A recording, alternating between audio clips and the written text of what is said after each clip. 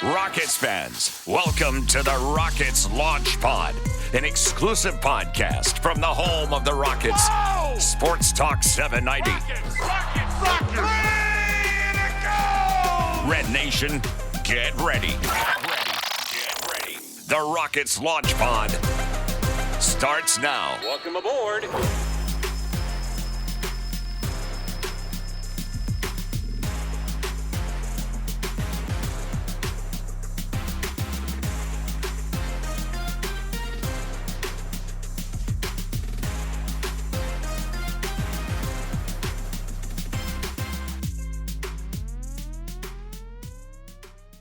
Welcome to a special edition of the pod.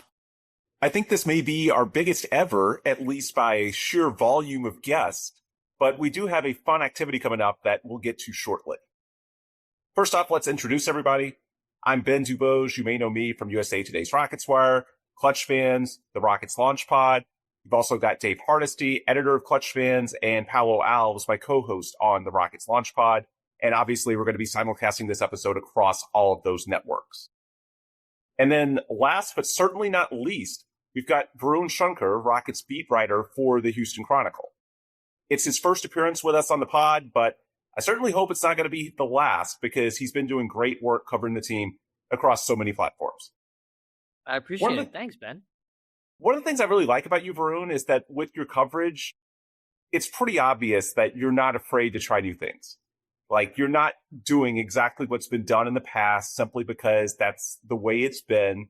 You're always trying to find new ways to connect and engage with the audience and really push the envelope as far as making readers and viewers and listeners more informed about what's actually going on with the team. Like, I'm amazed that you're engaging on Reddit, which sometimes scares me to get involved with, but I know it's with the betterment. Yeah. Anyway, as one small example of your focus on engagement and trying new things, you actually DM'd me a couple of weeks ago about doing what amounts to a draft of assets as a podcast. And so that's what we're going to be trying to do on today's show. And the idea is that by having the four of us, we'll probably have a better cross-section of views and perspectives and a list that's a bit more balanced relative to if it was just, 2 or 3, and it might be tilted towards the biases of those of us on the panel. So Varun, since this was your idea, why don't you walk our audience through what it is that you're thinking and what we're trying to accomplish today? 100%. Appreciate you having me on. Really simple. I think we're going to draft players and picks that the Rockets have over the next 7 years, that being the furthest out that you can trade a first-round pick. And the way that I'm thinking about this as far as what we're drafting for, what the evaluation criteria here is, we're looking to win championships. That's what the Rockets are trying to do, and that's what this draft is ultimately done, trying to accomplish. But it's not simply just which players can help win a championship right now. It's over the next 7 years, which players and picks can be the most beneficial to Houston winning a title, whether they're on the team or if it's looking at their trade value down the line. And the reason we came up with 7 years is because that's the maximum amount of time in the future that you can trade future first-round draft picks. So that's sort of a natural cutoff point on the NBA calendar. Right now, you can trade picks from 2027 through 2033. The Rockets have 9 future first over that span. And also, 2033 will be when most of your current young core is at or near 30 years old. So that's sort of a natural halfway point in their careers to evaluate who they are. We should all have a good idea of what their ceilings are as players by that time. So both from the logistics of picks you can trade as well as the development of the young core, that's why we went with 7 years as the cutoff, right? Exactly. Okay, so we'll get to the draft in a few minutes, but I think we would be remiss not to talk at least a little bit of actual news when you've got the beat writer for the team with the Houston Chronicle, the biggest outlet covering the team here in Houston. So Varun, there's no major news in August other than the schedule, which comes out later this week. But this is your first time joining the pod since their flurry of offseason moves. Nothing major. They are sticking with the young core, the 5 recent first-round picks that they ended last season with. Kevin Durant is still on the roster, but they did upgrade the infrastructure around those guys. They signed Marcus Smart. They signed Bogdan Bogdanovic, a couple of good veterans in free agency. They drafted Bruce Thornton, a rookie guard out of Ohio State, almost a first-round pick, number 1 overall in the second round. They invested in Chip Engelland, known as one of the best shooting coaches in the history of the NBA, which potentially could help alleviate some of the concerns with members of the young core in that area. Not sure how much is realistic for this season, but it certainly can't hurt, and it speaks well of ownership's willingness to invest. But the bottom line, while they did make some moves, and they're also expecting Fred VanVleet and Steven Adams to return healthy, it wasn't anything transformative. What it feels like to me is that they're sticking with the formula from last season and saying 52-30, it's a good starting position, especially with the injuries they suffered. Let's keep this in place and upgrade the infrastructure around that young core, around Kevin Durant, and hope that that can take you. I don't necessarily know if they would go to the mid to upper 50s in wins, simply because with the lottery reform, there aren't as many tanking teams. So it might not show in the record, but can make you a better team, a better playoff team than you were last season. So Dave and I have talked about this, and Paulo and I have as well in recent shows, the pros and cons of that strategy. Just at a high level, Varun, what have you thought about their off-season strategy and largely staying the course, but making moves around the margins to try and bring out the best version of these young guys and Kevin Durant? It's a measured, patient approach. I understand why some wanted bigger changes after the way the year ended in 2 straight first-round exits.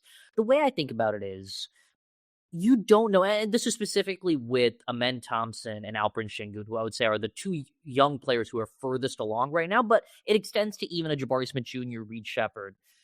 You don't fully know what you have in those guys just yet. Like, you have a pretty good idea, especially with Amen and Alpi, who are a little bit further into their careers and a little bit older, but they're still relatively unfinished products, and I think that you don't want to make a move that maybe trades one of them until you have a pretty firm idea of what that looks like. And the reason, what my thought for the Rockets offseason was, you need to put those 2 young players in a better surrounding situation that can help you evaluate what they look like. And I don't think that last year's Rockets team was perfect for that, in part because of losing Fred and Steven before the season even began. But I think you also saw with Dorian Finney-Smith's struggles, you just didn't have enough reliable talent coming off the bench.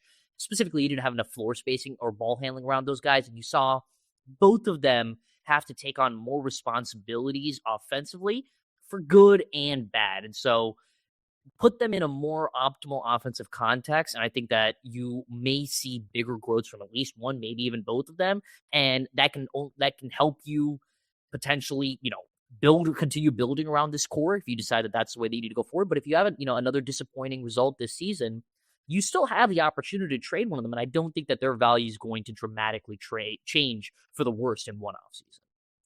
Varun, I think we talked a little bit about this before, but it almost feels a little bit like they're doing a 2 timeline thing. I mean, I don't know if they would necessarily agree with that, but kind of to what Ben's point was saying is they're looking to upgrade over last year's team, but it almost looks like they're trying to build the exact team that they hoped to have last year. Obviously, Fred was out right at the beginning.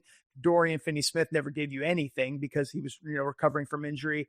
They plug in another Lakers veteran defensive player, Marcus Smart, to sort of replace DFS. And then, they get Fred back. It feels like they're saying to themselves, okay, we have to give this a chance, what we thought we would have last year. But at the same time, it just looks like if they're going to be a championship team now or in the future, it's like they're counting so heavily on leaps from one of those or multiple 5 young core players. Is that kind of how you see it, that they're counting heavily on leaps here this season? I mean, I think Rafael Stone said basically that at his end of season press conference before the offseason began, when he said, the biggest thing that needs to happen for this team is these young guys need to get better, and we're counting on that improvement. And I think you can count on some degree of improvement.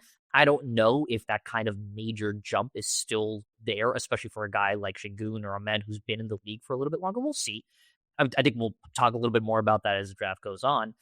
If it doesn't happen, though, I think you still have the opportunity with the picks that you have, the young players locked up to pretty good contracts that you have, to pivot into a more aggressive approach after the season or after the next couple seasons if you deem that jump isn't happening. Because we've seen over the last 8 years, basically, that the NBA has become a parity league, right? The changes to the NBA CBA, the second apron, and how it changes team building, along with the strain of the playoffs and the injuries that can bring with it, have led to a degree of randomness and a degree of parity that we didn't see in the NBA beforehand. So even if it looks like right now Oklahoma City and San Antonio are set up to be the best in the West, you don't know, right? Like, Jalen Williams has had injury problems in multiple playoff runs, I think, at this point. So who's to say that, the Rockets don't have some good fortune in the injury department come their way instead of after last year where everything went against them, it felt like.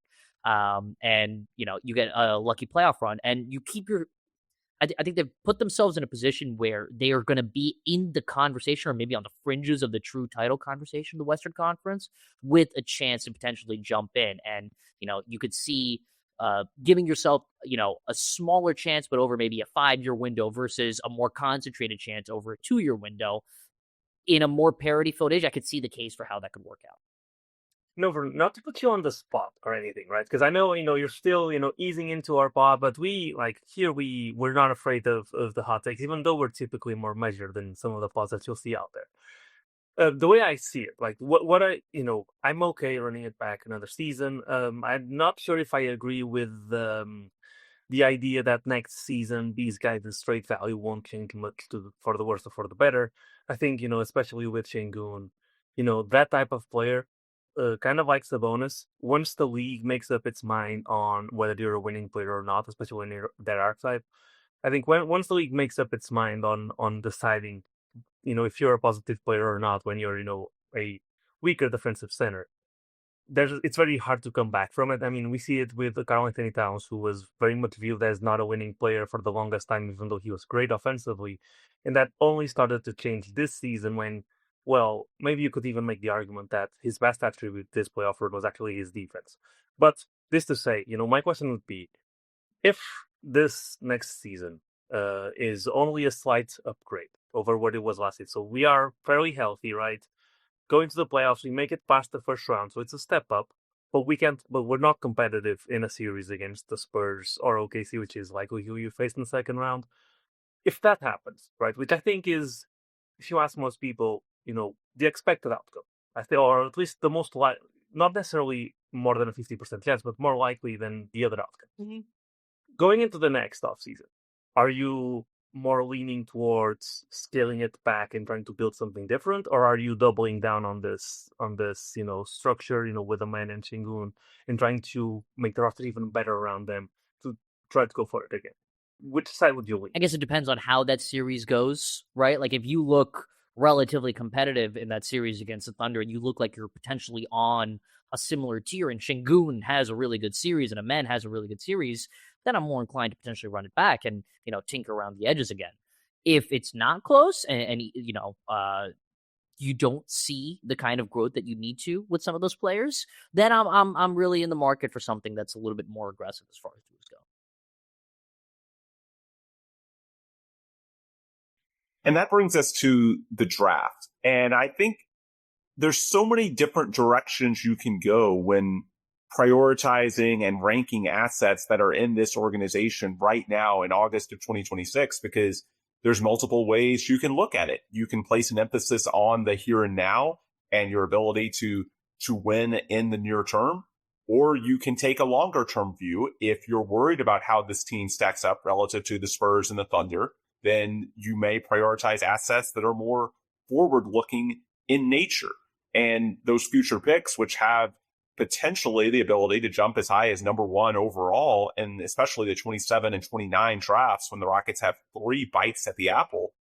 If you're more pessimistic on the short term, that could lead you to prioritize the long term a little bit more. So there's no exact science to the list that we're about to make.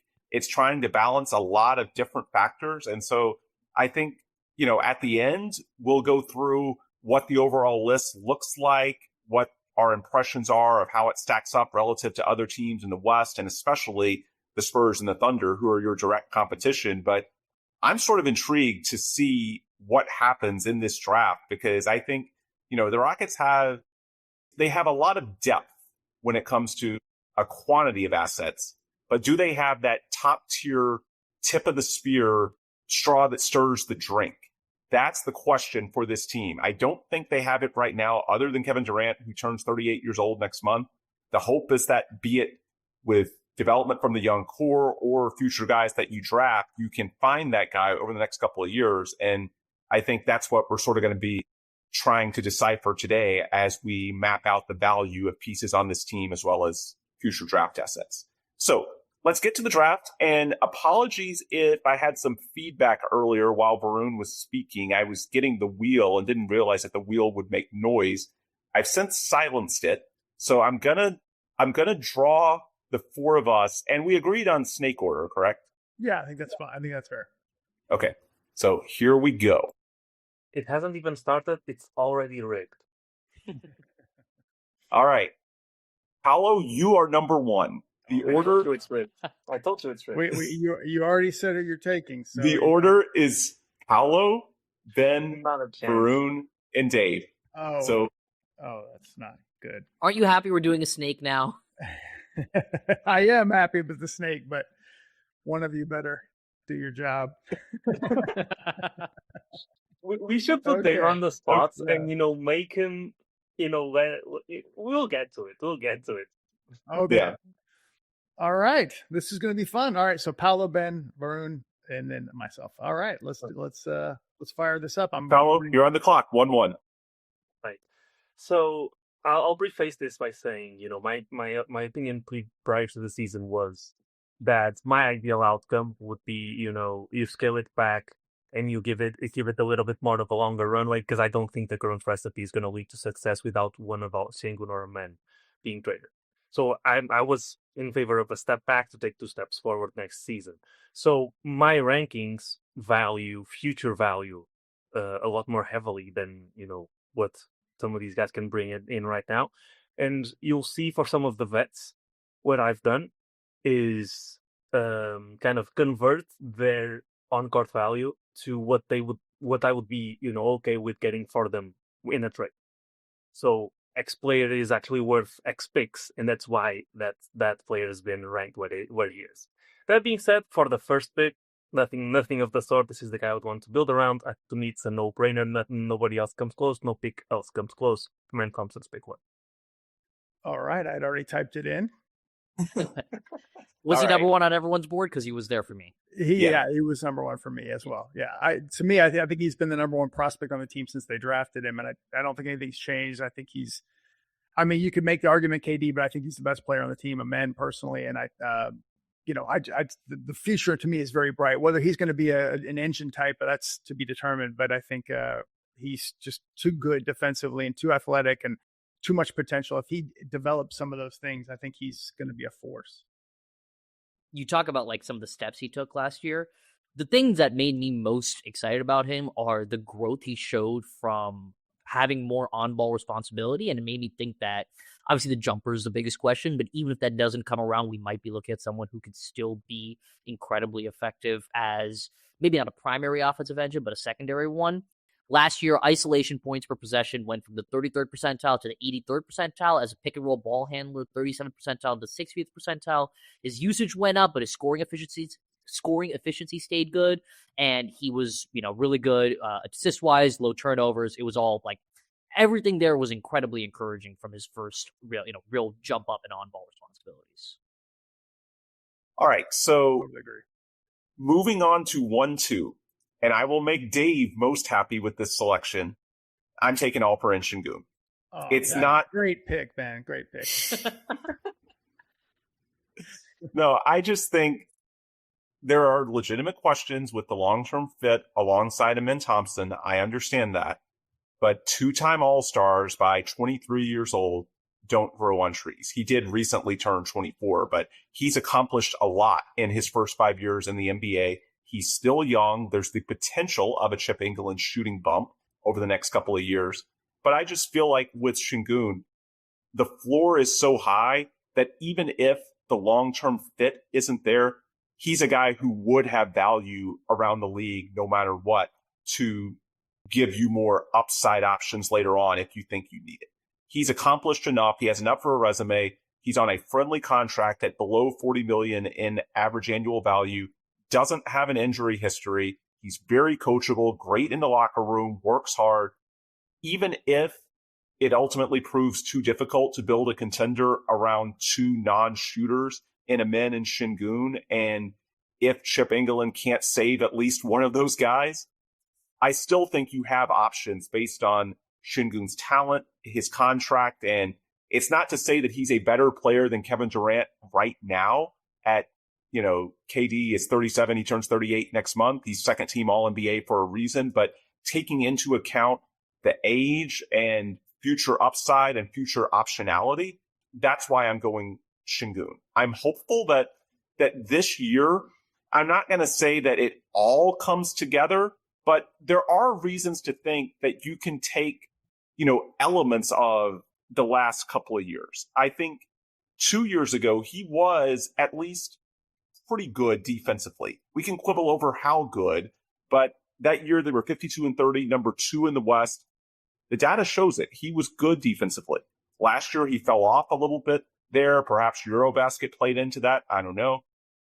The efficiency ticked up a little bit last season, but it was a year in which Fred VanVleet, who is disproportionately important to Alperen Şengün because of how he can run the pick and roll, set him up on the low block. The Rockets didn't have a traditional point guard to give Şengün the ball in his spots. Maybe the slight tick up we saw offensively last year with his efficiency goes up even more when he has an actual point guard around him. That's the hope. I mentioned Chip England earlier. Not saying all of those are going to hit, but those are 3 areas that give me at least some optimism if I put on my rose-colored glasses to think that next year could be better for Alperen Şengün. And you combine that with his resume and his age. I'm not saying he's necessarily the highest ceiling guy after Amin Thompson, but the floor is so valuable. And this is a team where at 52-30, 2 straight years in the tough Western Conference, the floor does matter.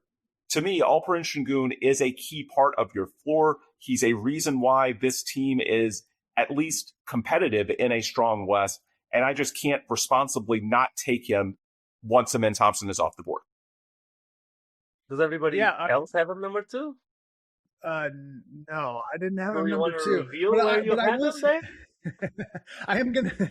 I will say I'm going to be complimentary and definitely echo some of what Ben was saying. I do think the 3-point shooting, with Chip England being here, I'm not going to say he's going to turn everybody around, but hopefully he does help him there, because to me, Şengün, if he is a good 3-point shooter, like a guy who you have to respect, we saw this in the OKC game after what we saw in Eurobasket or Eurocup, whatever it was that summer, where he was shooting threes and hitting threes. And then he comes into that first game and it was like they had to respect him and come out there.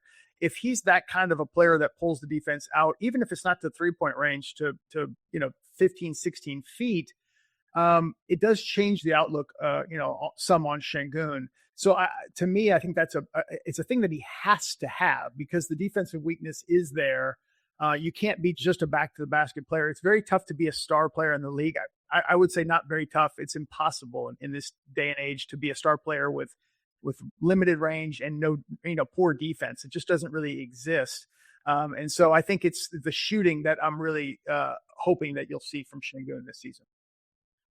The shooting is important, but maybe just as important to me is and this is kind of tied into it. What does he do when the ball is not in his hands? What can he do as far as being more of a threat as an offensive rebounder, being better as a roller going to the rim if he has Fred there to help set him up a little bit more? And if he can be a bit of a floor spacer, that'll help. And then when he does have the ball in his hands, can he play a little bit faster? Because, man, so much of how slow and stagnant the offense felt at times was because Alperen had the ball and was, either isolating from the top of the key or posting up, and it took him a couple of times, or he couldn't get the post catch in deep enough. And those are some of the issues that you saw. And if he can play a little bit faster, I think that could really help this team. Yep. Absolutely makes total sense to me. Yeah. I'm going to surprise some people. I did have Şengün number 2, which might surprise people based on my previous comments about him, but it really goes back to my first comment. I judged the list, or I judged my board based on what I would value most if I got it back in a trade for Şengün in this case, basically. And my number 3, if I got my number 3 asset in exchange for Şengün in a trade, I wouldn't do that trade. So I took Şengün number 2, not because I necessarily love the player. You guys know my reservations. It's just that if I got what I have at the number 3 spot in exchange for him, I would be disappointed. Therefore, I couldn't be comfortable putting him any lower. Basically, that's how I got to it. That's smart asset management, guys. Yeah, absolutely. So this is when the draft is going to start to get a little interesting, I'm sure. So Varun at 3. Okay, so I had Alperin at number 3 on my board. Oh. That means number 2, which I will take now, is the best of the 3 picks that the Rockets could theoretically get in 2029. This is their own pick. This is Dallas's pick and Phoenix's pick. My guess is that it's probably going to end up being the Phoenix pick, but they're gonna the Rockets have the option to get the best 2 of those 3 picks. I'm taking the best of those. Right now, and this is really early, who knows? It seems like that 2029 class is kind of exciting to some of the grassroots evaluators. That played into my decision, but more than anything else, with the wider range of possibilities that you're going to have in the 2027, 2028, and 2029 drafts because of the reshaped lottery rules, after that, we'll see what it looks like. With that level of uncertainty, I think the ability to say, I'm going to get the best of these picks, best of these 3 picks, is really valuable, especially because, Dallas and Houston, I think, project to be pretty good teams. Phoenix's outlook is pretty murky, and so I think that pick could end up being pretty valuable down the line. That's a great point. It's interesting. I did not have that pick that high, but I like your thinking because you're thinking simply the best asset to get the best potential player. So, and that's not just that's not just me thinking about the potential of getting someone from that class. That's me thinking if I'm pitching this trade asset as a centerpiece. If I want to make a big deal down the line, saying the best of X, Y, and Z gives it a little bit more certainty in this new lottery world. Yep, makes sense to me. I don't know. You guys have any thoughts on the 29 pick? It's higher than I would have put it, but when you look at it through the prism of trade value and what you can do with it on the market as soon as this deadline or next offseason, yeah, you can certainly make the argument. This is the range. I said 2 through 6 or 2 through 7. You can make cases for a lot of different things. This is why. Depending on how you look at it and depending on what your perspective is, you can come up with a lot of different outcomes at this point in the draft. And so if I'm doing my math correct here, Varun, you had this number 2 as your number 2 asset. This is, yep. Okay. Interesting. Where'd you guys have it? I'm really worried now. No, I don't think you have to be worried. I had it, let's see, 6th. So I had it at 7. Okay. I had it at 5, so I was closer.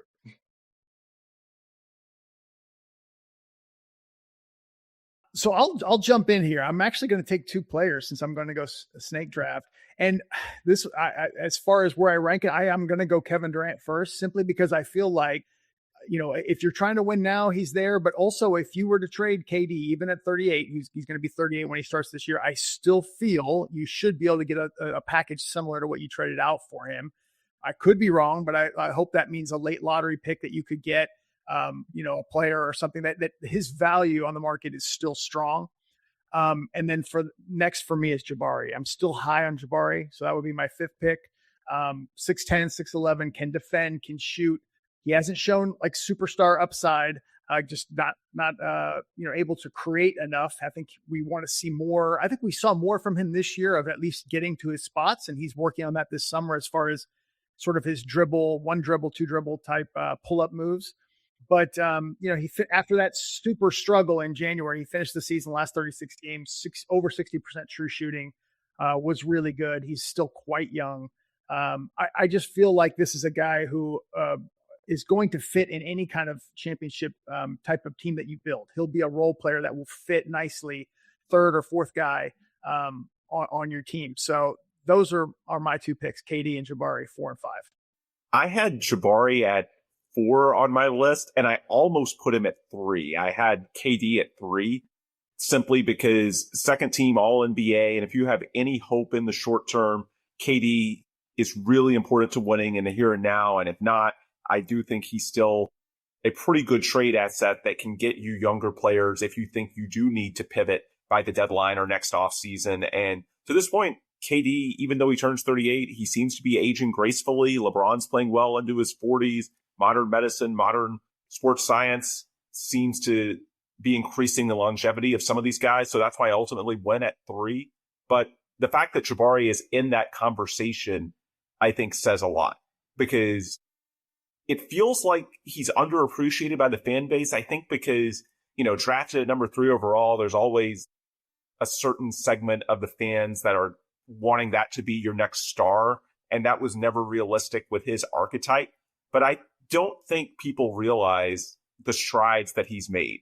Last season, he averaged basically 16 points, 7 boards a game, almost 36.5% shooting from 3. And, if not for that 8-game slump in January, it would be a lot higher than that. I just feel like we're not that far off from a world in which if he goes up to, say, 18 points, 8 rebounds a game on 39% shooting from 3, maybe he gets the Chip England bump, and he's playing good defense. He's massively important to their defensive rebounding. Great contract, can fit in so many different roster constructs. Like, that's, at his age, a borderline all-star level piece who's still getting better. He just turned 23 years old a couple of months ago. So it sort of flies under the radar because we're all conditioned to think upside, and we look at guys like Amen and Şengün and Reed, the young guys who can theoretically be something special. But Jabari, he just sort of flies under the radar, but he's so good in so many areas. He's low maintenance. He's a team player. Contract is great. Ultimately, I had him at 4, and I almost put him at 3. He was at 4 for me as well. He is, versatility is the thing that stands out to me. He's so malleable in whatever team context you want to put him in. You want to put him as a 3, I think his shooting is going to be good enough that you could do that. And his defense on the perimeter is probably a little bit rough against 3s, but I don't think it's bad enough that you need to be worried about it. You want to put him at 4, that's perfect. He's going to be great there as a stretch 4. I think there's more untapped potential for him as a stretch 5. His rim protection numbers are really good. It matches the eye test too. Like, the volume was not there last season, but I think that that's something that they can tap into a little bit more, having him coming over from the weak side as a shot blocker. So really good, really high on Jabari, and like, he's really young still. There's room for growth. Absolutely. Yeah, 100%. I had Kevin at 6, by the way. Oh, did you? Ooh. Interesting. Yeah. That's and that makes sense. I mean, if you're talking long term, I could see that too. Like I'm just looking at it as a backdrop that you should be able to trade him. Go ahead, Paulo. Is this this might be the last year of Kevin Durant in Houston? Yep, very possible, especially if this does not go as they hope. It could even be deadline to be on trade deadline. Like, he has 1 year. Paulo, where did you have him? I have him 8th. Ooh. Because he has 1 year left on his contract, and he was below Jabari and Tari for me because of their contracts. If I did not have Jabari and you offered them to me straight up for KD, I would take. So that was my logic. For Tari, I know he had a rough season. The contract is so cheap. I would do it as well, because at that point you're trading, someone who you're going to get 1, maybe 2 years out of next, for someone who's going to be, a very important piece for the foreseeable future. And so that was the logic for me. On Jabari, I actually have him 6th because I'm a little bit higher on next year's draft class, and this will lead into my pick. I'm a little bit higher on next year's draft class than consensus is. I think there are some gems that I know we still have to go through the college season and see how these guys do against better competition. High school ball is very, Jalen Green was a god, so we'll see. But I do like a lot of the guys there, and I do think that with the new lottery odds, I do think it helps both picks. I don't think Brooklyn has Julius Randle and Michael Porter Jr. now. Their coaching has always been competent. I think they won't be bottom 5. Phoenix, I think they have a really good chance of missing the playoffs. I really like those 2 picks. And I can weak where I had those 2 picks because I'm going to have 1 pick and then I'm going to have only 5 picks later. There's no way both of them fall. I'm going to take with pick 5 what was the number 3 after. Hold on. Oh, you're not, Paulo. I think it's Varun, right? Yeah, because Dave took. I took 4 and 5. Snake draft. Yeah. Draft so Varun's up. That's what I was like. He's tucking it up. Yeah, so, I know. I was wondering what is going on here. Yeah, so Dave took no. KD and Jabari. So the board, as I understand it, is Amen Şengün, the 2029 Phoenix pick, or the best 2029, which is probably going to be Phoenix, and then KD and Jabari. And so we're back to Varun for pick 6. Okay. Well, good news for you. I wasn't no. going to go with the 2027 picks anyway. I can't make that promise. Go on. I'm going to go with Reed Shepherd. I thought there were some encouraging signs from last season. I'm not that worried about his defense. I think it should be pretty adequate in the long term. And if he's able to be a little bit more sound, staying in front of guys, his ability to create disruption with his hands, I think, could be a real asset down the line, especially if he figures out when to gamble and when to not. I guess the biggest question I have, 2 questions I have with him, is Rafael Stone said at the end of the season press conference, they envision Reed Shepherd as a point guard long term. I think that he can be, but I don't know that I know that he can be. I think it's still a little bit open. If that's not the case, you've got a slightly undersized combo guard with a really good 3-point shot. And so that's something that could diminish his value. The other question I have is, when do we expect that Reed Shepherd will receive heavy starters minutes? Are we expecting that to be next or the 27-28 season? Yeah, I say that makes more sense. To me, that's the target. Yeah. I guess that makes sense. That works for me. And maybe you can get him on a cheaper contract extension that way. Yeah. Not saying that's the motivation, but just the way it may play out. Ben with the silver There's a lining, that's conspiracy nice, theory on that the Rockets intentionally tank the first 3 seasons of their prospects to get good extensions on the 4th. I've seen that on Twitter. Rafael Stone and laser eyes. No. I've seen it as a. I have too. As something to give less value to Rafael, saying, "Oh, he only gets good extensions because the players do so poorly the first few seasons." I think is, obviously that's not intentional. But on Reed, I do want to touch. I think what to say about that. Yeah, I mean, listen, Twitter's a crazy place. I think we all know that at this point. I do think that with Reed, like to justify picking him high, or maybe to justify him being an NBA player at all, I think he has to be a 1. I don't think he's ever going to have the size to guard through 2s primarily. And I think that playmaking, and I do think that he has really good playmaking instincts, has to be a big part of the sell. Like, he is a really smart basketball player. And so it has to be a really big part of the sell that he can be your lead ball handler and he can be your Fred VanVleet replacement.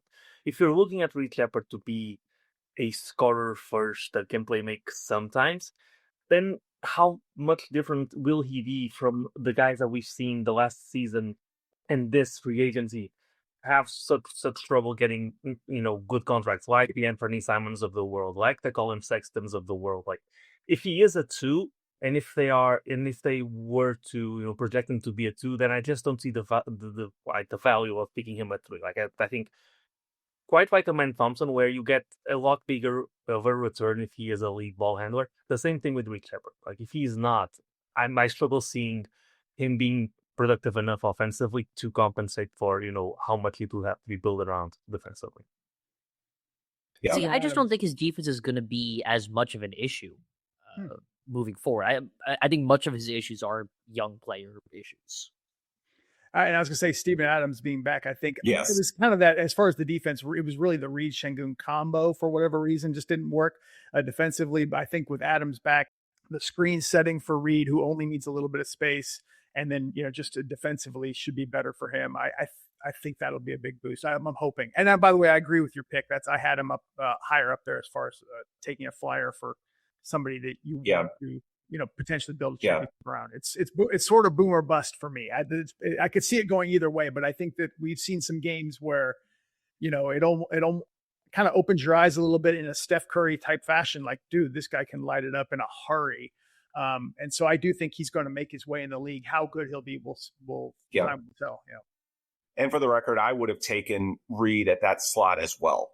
For me, on my board, the debate with who was available here was between Reed and the 27 swap involving the Rockets and the Nets. And I ultimately sided with Reed because you already have him on your roster. The 27 swap, it's still to be determined what happens in the lottery. What records do the Nets and Rockets have this upcoming season? With Reed, he's already on your roster, and he's someone, to this day, the Rockets still believe that he has the potential to be one of the best offensive players in the league one day. Now, potential and actuality are two different things. Just because they're saying he can doesn't mean that they think he will. But that upside is there, the ability to hit threes at volume while handling the ball and playmaking defensively, to Varun's point. All the reasons they were high on him going into that 24 draft when he was clearly their guy, even above Steph Castle, who objectively has had a better start to his career in San Antonio. Now he was more physically ready. Reed is a smaller guard. He typically takes a little bit longer, those types of players to develop. All the reasons the Rockets were optimistic about Reed in the summer of 2024, unless folks in the building are just outright lying to me, which always possible, but I doubt it in this case. I do think that they genuinely still have the same sense of optimism now that they did 2 years ago. So if you believe that Reed has the potential, or that anybody has potential to be one of the best players in the league on offense or defense, then I can't see passing that up for a maybe, which even a good draft asset, it's a maybe. It's still to be determined, especially with the revised lottery odds, where that pick is going to come in at. So in my opinion, what you're hoping for with a great draft asset like the 29 Suns or the 27 Nets swap is a player who can be, eventually one of the best offensive or defensive players in the league.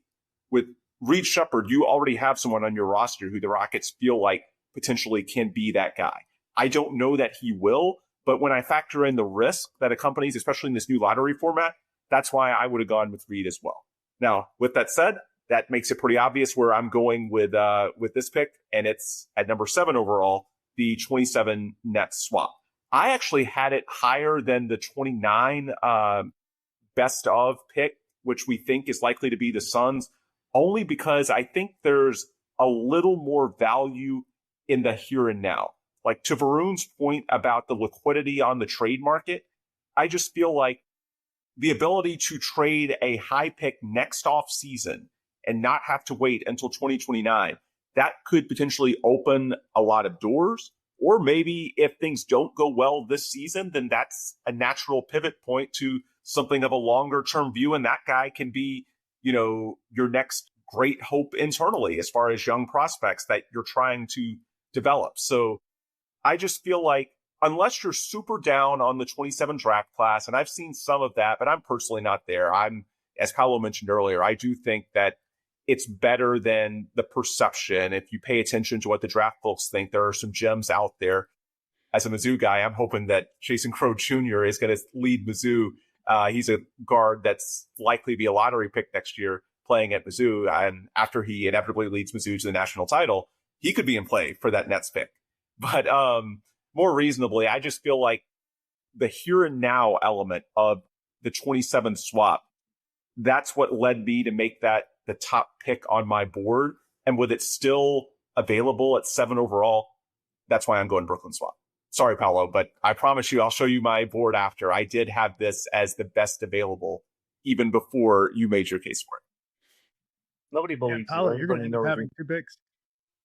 Yeah. I was going to, Paulo, you're picking back to back here, but yeah, that's an interesting, man. We'll talk. Well, I think as the next 2 picks, we'll probably talk about all those picks as they come through. But yeah, go hop in there, Paulo. So as I was saying, my 3rd overall asset was the pick that Ben just took. My 4th overall asset was the other pick in 2027, the Phoenix pick, because I do not think Phoenix is making the playoffs. They're probably going to be in that drop out of the play-in range. It's going to be 3 balls.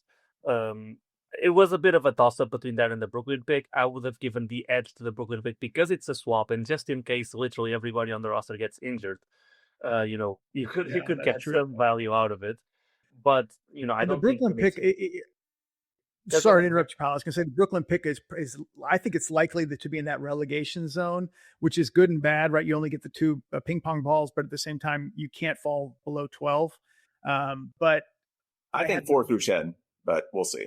Okay. Well, I hope you're right. I hope Julius Randle lifts them up a little bit. We'll see how that goes. But I have Mizzou legend Michael Porter Jr.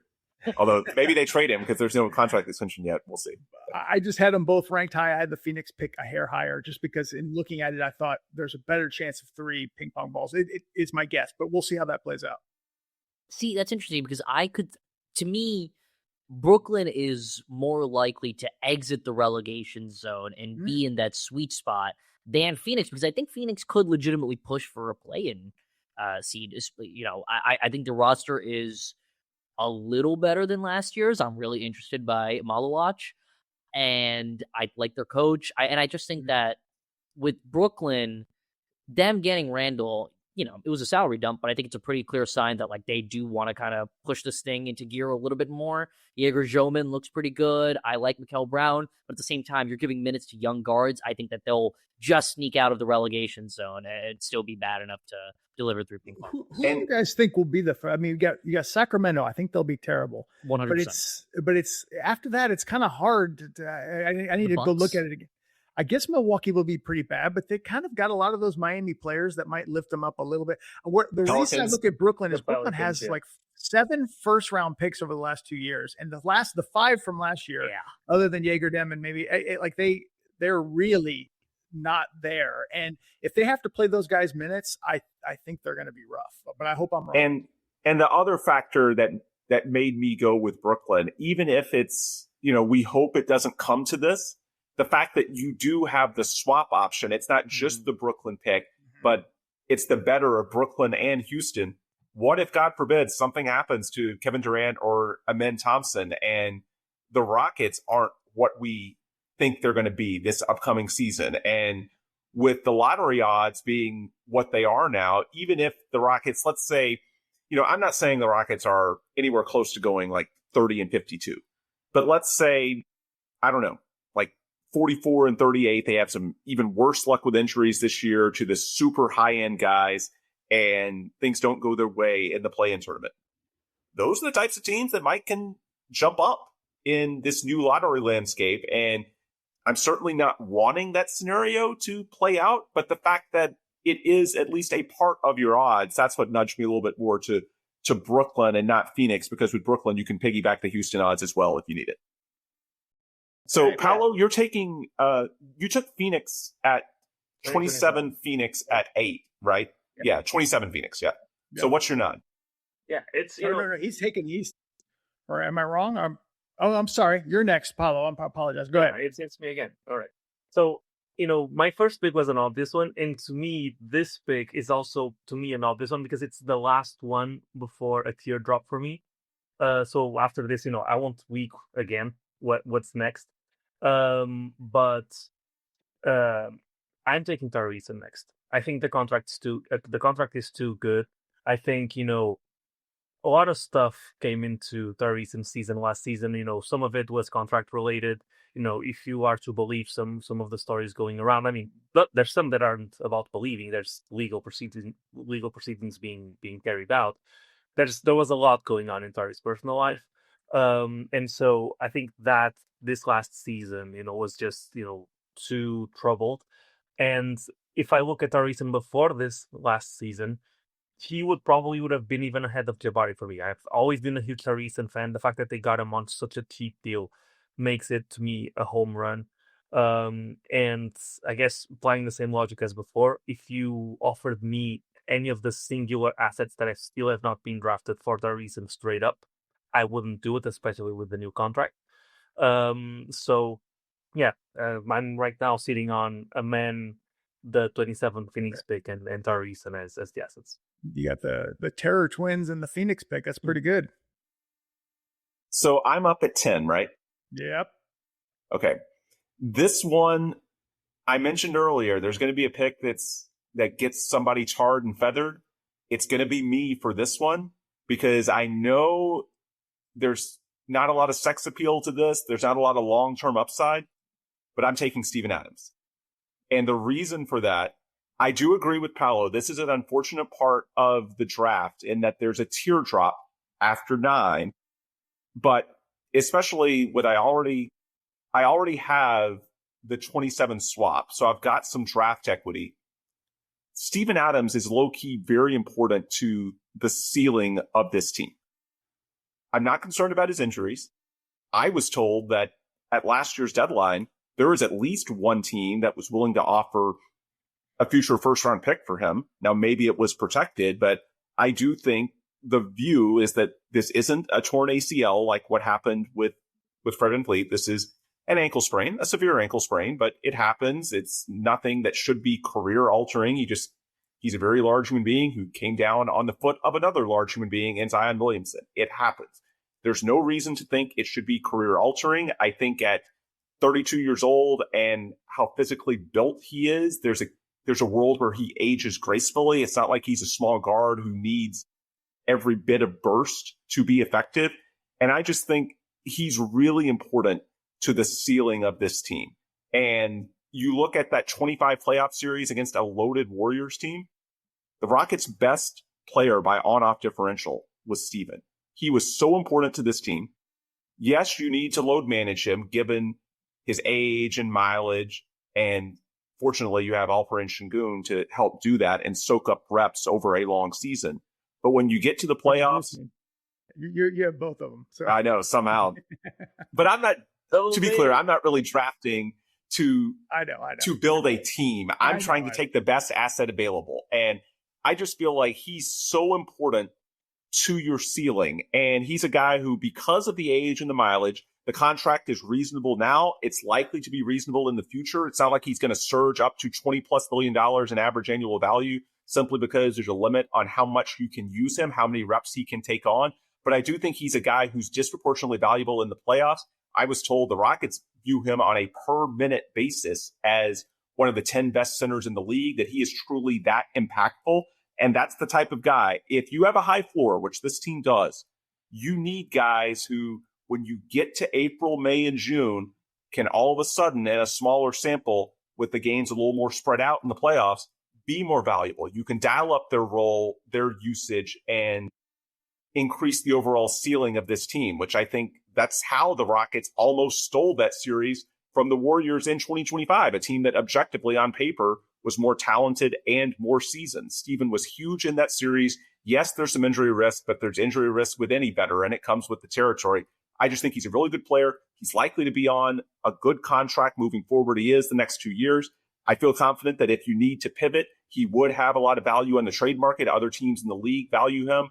And so for me, after the teardrop, because the premium picks are off the board and so is Tari Eason, I've got to go with Steven Adams. I just feel like he's the best asset on the board. I have to ask, before any of you go, Dave, did you have Adams or Sengun higher up on your board? So why are these questions coming out? No comment? No, you really prefer not to speak. If you speak, you're in trouble, right? The Mourinho, quote. Yeah. Everybody had Sengun higher, right? I'm talking about E3. All of you did. Yeah, that's great. Yes. Cool. That's good. So who is on the board now? That's Varun? I think it's me. At 11. Right. So a lot of just stacking the players and picks on the board at this point led me more towards picks. And so I'm going to go with the second best of the 2029 picks, whether it's Dallas, Phoenix, or Houston. I think it's probably going to be Dallas, but who's to say? Again, with the new lottery odds, you have even if it's a team that just finishes outside the play-in, it's a team that could deliver immense value if that lottery system goes, and that's supposed to be a class that's pretty highly loaded. I also think that's something that could be used as a pretty attractive trade chip. If you're looking to make maybe not an all-in move, but you're looking to, make an acquisition at the deadline, you could still trade that and say, hey, we're going to have something great for 2029, even if we decide to deal that pick. Yeah, there's a decent chance that the second best pick is Houston's pick. I think. I think there's a pretty decent chance that there is, so you will get value there as well. It's interesting that you say that, because I know we talked about this before we went on the air. Like, okay, we're on the 29 when we're just going to say best and worst, but where do you guys see Phoenix and Dallas kind of heading? I mean, Dallas doesn't have their picks for a while, but they did get some couple of good young guys. Obviously, Cooper Flagg's amazing, and then Phoenix is doing what they're doing. Do you kind of have any thoughts on where you think that's going? Yeah, that was obviously the alternative to Steven Adams, but I'm in the medium term fairly optimistic on Dallas. I think they got very lucky with Cooper Flagg. It's a major market that, of course, the Nico years were what they were, but by and large, they've been managed well the last couple of decades. There is prestige. I think they made a coaching hire this offseason that seems to have a lot of fans around the NBA. Not saying they're going to be world beaters by 29, but I do think they'll be a solid team by then at a bare minimum in a market that generally, players want to go to, has a lot of fans around the league. I don't see the super high upside there other than the obvious of, with the new lottery rules, anything theoretically can be. But yeah, I think Dallas will be a decent team by then. And so that's what made me a little less bullish on that. Okay. This is where it gets a little bit tougher for me as kind of where I rank guys. I mean, I don't want to list off players, so I don't, throw things necessarily off here. But what I'm going to take for my first one, and the second one's going to be a little bit tougher, is maybe this throws a curveball to you guys, but I'm going to take the 2030 Houston pick. It's just because of Mohamed DuBose is in this draft. People are talking about him being this terrifying prospect. It's still several years away, but it's even though I'm not wanting to bet on the Rockets being, out of the playoffs. I just want to own that pick because I feel like even if you trade it, it's going to be valuable given the draft. I'm not saying it's a Wemby level prospect, but it is similar to that in that it's a special draft. I kind of felt that way about another draft, but to me, I won't comment too much on that just because I don't want to throw anybody's valuations off after that. I want future picks at this point. So I think I'm going to go. Did you want to say something, Paulo? Before you say the next one, I do want to say something else, which is, it's by every team, by every fan, it's always undervalued to have your own picks and to be able to tank whenever you want to until you're in a position that you want to tank and you can't. And this is 2030, to your credit, Dave, could be the first year of a new lottery system that might reward tanking again, and we don't know yet.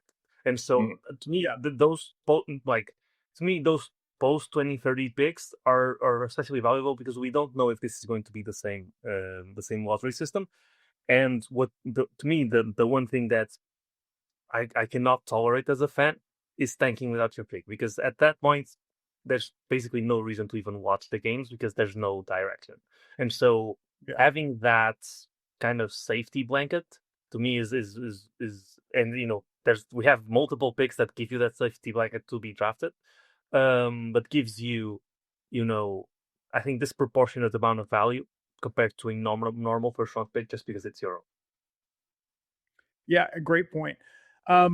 To follow up here, I honestly, I feel like I could go a few different directions, but I'm just going to go 2033 Houston pick as well. So I want to get as far out as possible because I feel like the Rockets do have some good young players. And there's no specifics in that draft that I want. I just want a pick that's far out. And that's what I'm taking there.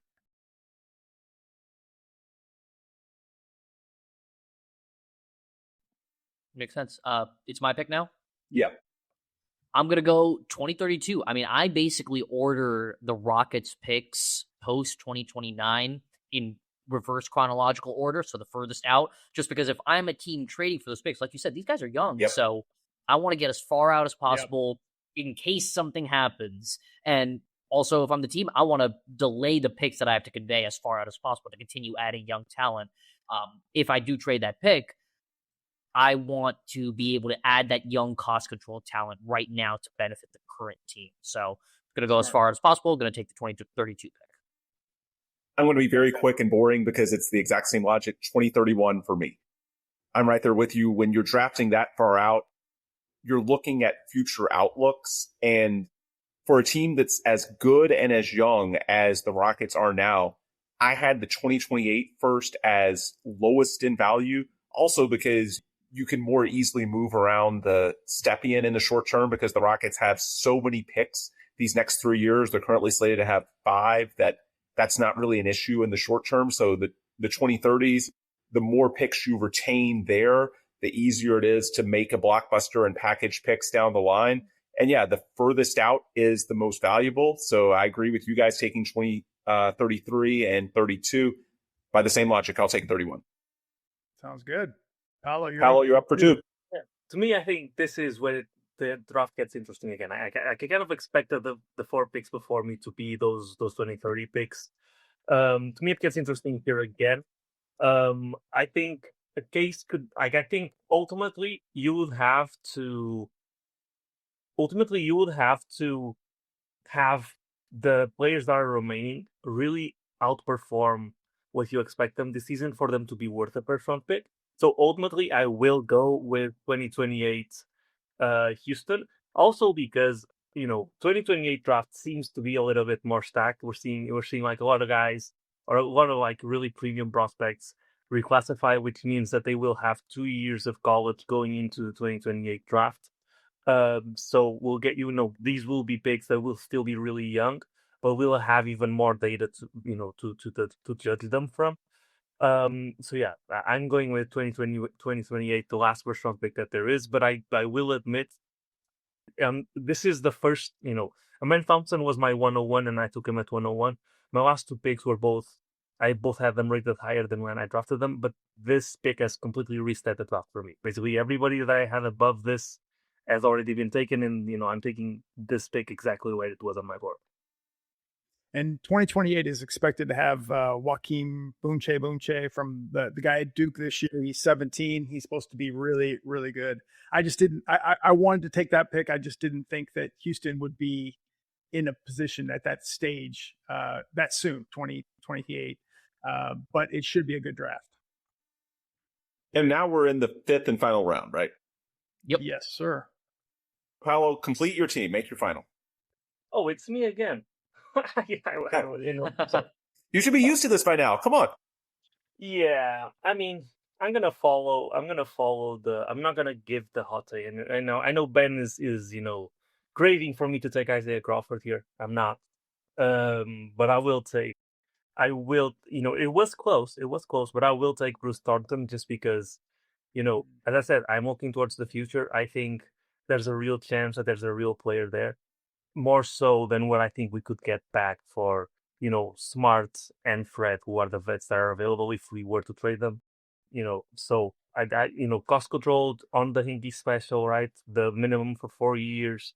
What I think now it's called a second round pick exception.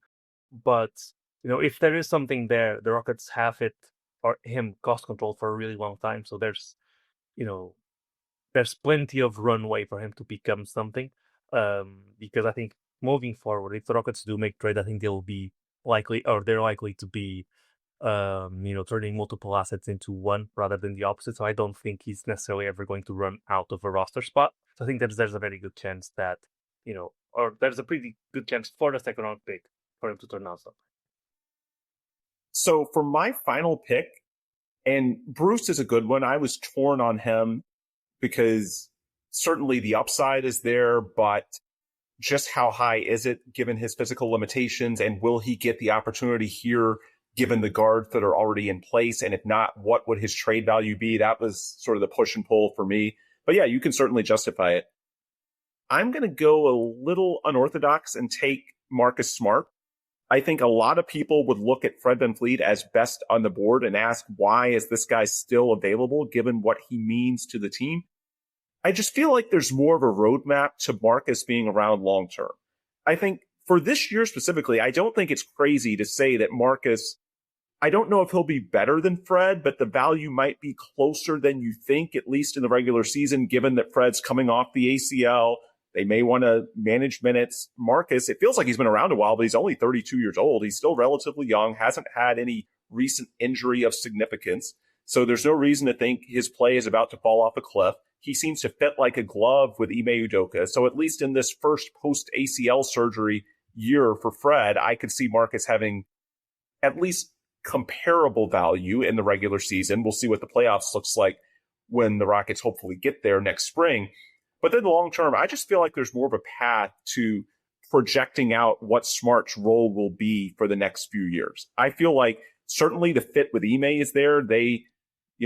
Marcus was Defensive Player of the Year when Ime coached the Celtics that year. So they went out and targeted him for a reason.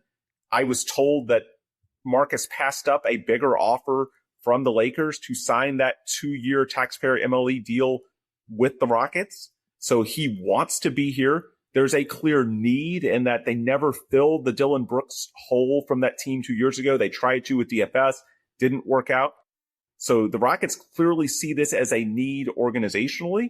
And then the final point, I just feel like with a team that's getting more expensive, once a veteran drops to that taxpayer MLE and below bracket, they're clearly more comfortable taking a salary of that size. Like, you rarely see a player take the taxpayer MLE and all of a sudden in his low to mid 30s, like, balloon back up to $15-20 million a year.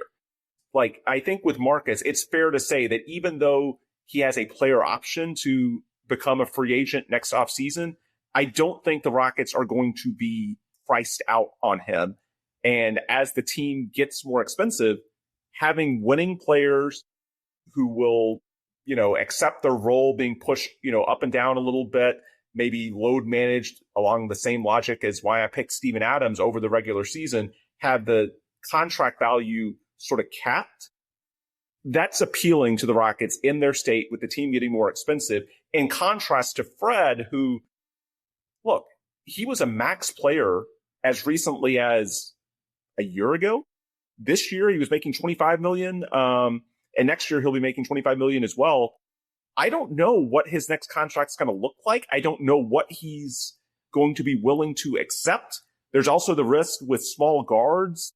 How do they age? How does he pair with Reed Shepherd long term?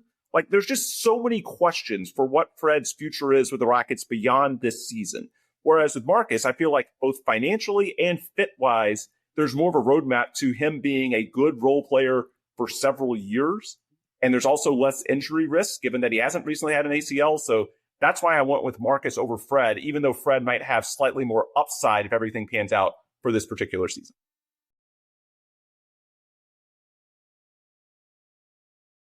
That all makes sense. And that leaves me with a difficult decision now as I debate between Fred and Dave. You're the only one after me, so I feel no compunction in needing to say this. It's either Fred or Kadir Copeland for me right now. And Wow. That's Copeland surprising. looks really good, man. You might want to snag him here. I thought you'd go Isaiah Crawford. I'm not gonna lie. Oh, I like Isaiah Crawford a lot too, but I like Copeland's game. It was a total toss-up between both of them, to be honest. But I think I'll probably go with Fred, if only just because if it does work out for Fred this upcoming season, and if he does continue to be a positive impact player like he has been for the last, I don't know, all but like since his second year in the league, I want to say, he's made his teams better when he's on the court. So I think that's a track record that even if there are some concerns coming off injury, he's not under contract after this next season. I think the short-term upside is worth the risk. So I'll go with Fred. Yeah, I think it's right, Nick. I think he could be traded. I think a vet team needs somebody like that. I think he could be traded. You could get something quite solid or decent for him. And I mentioned that Warrior series in the context of Steven Adams, but Fred was a playoff riser in that series as well, and that shouldn't be overlooked if you're trying to win in the short term. Yeah, and there's also intangible reasons, right? Like there is something legitimate to Fred as a leader and the impact that he's had in multiple spots at this point. So the Rockets rave about him, and I think it's with good reason. Yep, I had Fred. I was surprised he got all the way to this pick. It's funny you mentioned Copeland because that's probably who I was thinking I would take next. But I look at after Fred, I thought it was kind of a cliff drop. But Copeland does have. I mean, this guy he could be unique.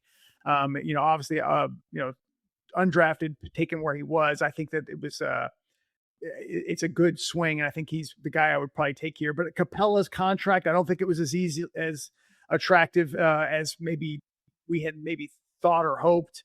I think it will be expiring this year, so maybe. But I was looking at the other guys, Bogdanovich, as far as what they could be traded for. If you are building something as far as them being an asset, I think I'd have to go Copeland and just see what happens here. With him in that final, or just as he develops. So I think that is it. That's it. Yeah. Put it up on the screen. I absolutely will. Yeah. Let's see here. And yeah, we can spend, a minute or less each, I think, just offering general thoughts. Wow. Dave sort of benefited. I feel like that KD and Jabari tag team, that makes, at least in the short term, that group look really good. Yeah. The rest of us were all depending a little bit.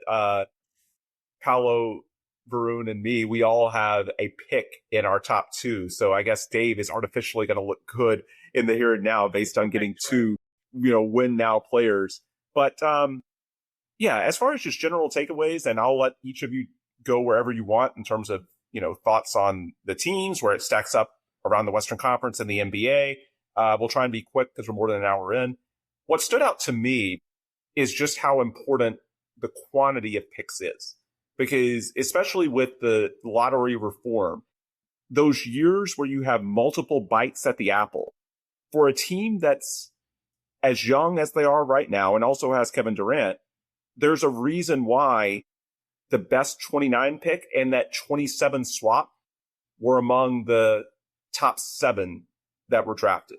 Because, the upside goes without saying, but being able to stack odds, that's where it becomes really tempting to Rafael Stone. And that's why I do think that they've been fairly cautious. And from a team building standpoint, for this exercise, we were ranking assets, but it's really, when you're trying to get a true blue chip, you can combine the 229 picks, which Varun, I guess you literally can because you have them both among your 5. But you can also combine the 27 Nets swap and the 27 Suns. Like, these picks don't necessarily look great individually, but when you combine them and what the odds are, especially in this new lottery era, that's where, the Rockets, it's a tricky system to evaluate because there's not that 1 or 2 assets other than, I guess, Amen Thompson that truly pop. But then when you look at those picks and you stack the odds, it's a little better than it appears at first glance. That's, I guess, my high-level takeaway. What did the 3 of you guys think? I'm just looking if you decided all 5 rows for each of the teams becomes a trade offer for someone, what would net you the best? And I don't know. I'm pretty torn on a lot of things. I think Ben, I think your team has a lot of, like, Paulo, obviously, with the men at the top of it gives you a lot of upside there. Having both 29 picks for me, like, I'm not, I'm a little happy with that. Dave, I'm not sure how much value Kevin Durant will have as far as like a team that's looking to potentially offload another big contract as part of that. But I mean, like, he's still a really effective and valuable player at this point in his career. So I don't know. You can make the case for a bunch of different offers Yeah, here. it's interesting when you mentioned that about KD because my approach has been, I hope I hope you're wrong on that instance because if you're correct, it's a tough swing by the Rockets because they did give up, in my opinion. Jalen, you can push Jalen off to the side. Dylan was solid. There's an opportunity cost on what you traded for him, but that 10th pick of the draft was a good it's real pick. value. Yeah, and if you don't get anything out of KD, whether that's a title or getting something back that helps you long term, that's tough because you did bank on sort of your young foundation. So I did take him there, maybe a hair early, but I took him with this idea of either you're winning now or you can flip him. But yeah, I think to me, Amen is the crown jewel. I think if you got the number 1 pick, you took Amen, you have I think you have something that would net you tons of picks if you opted to move him. I think he's going to be that attractive, and I hope that the Rockets, for their sake, are able to extend him because I don't think that's a player you want to see get away. But yeah, it's interesting to look at this, and I do think the Rockets are in a pretty good spot. There are a lot of West contenders that have basically mortgaged their future. The Rockets have not. I just am a little bit hesitant to say they look amazing either for the now or for the future, and I just would almost. I would appreciate it more if they took chose one direction and went a little bit further. What's interesting is that, I mean, people say this in the NFL all the time. And I think it's especially true when you have a lottery-based system. The value of that Brooklyn swap could go down precipitously after lottery day. Same for these 2029 picks. So, I mean, there is some level of a potential opportunity cost if you decide to hold on to those picks and decide to make them into players eventually rather than putting them in a package. Those lottery rules really hurt that Brooklyn pick. The Brooklyn pick was looking so good without it. Now, granted, I think it helped the Phoenix one, but that's I'm hoping between the two that they have, I think that they will have the best odds of any team. But the odds aren't great. They're comparable to good odds of past years.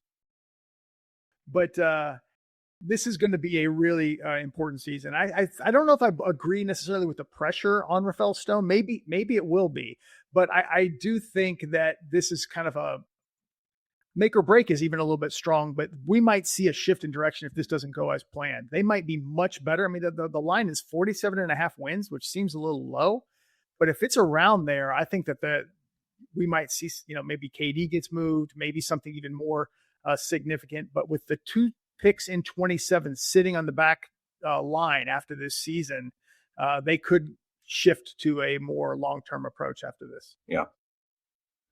All right. Well, we're more than an hour in and Paulo's connection is fading. So I think we can wrap it here.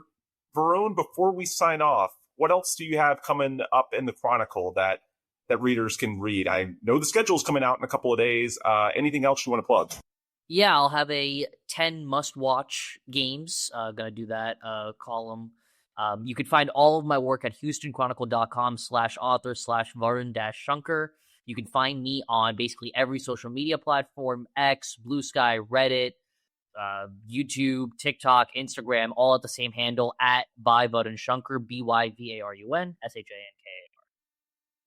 I'll be writing about the schedule as well. A couple of tidbits to our listeners. Maybe some of this is already out in the public sphere by the time we upload this on Wednesday. But as far as expectations for the schedule, expect a home opener. Rockets did not get that last year. They opened in Oklahoma City, and then the home opener was the following weekend against Detroit. I think they'll start at home this year. I think while they're not playing on Christmas, they are playing on a number of holidays, including some daytime starts in Houston. They didn't have that at all last year. That's going to change. So while they're not playing on Christmas, there will definitely be some holiday Rockets basketball to keep your eyes peeled for. The NBA Cup schedule, that's going to start on the 30th of October. I was told they have a pretty tasty back-to-back on the 30th, the Cup opener on the road, and then the 31st, Halloween night, one of those holidays. It's a Saturday. They'll have a pretty high-profile opponent. Don't know who it is yet. Maybe that leaks by the time this pod is posted.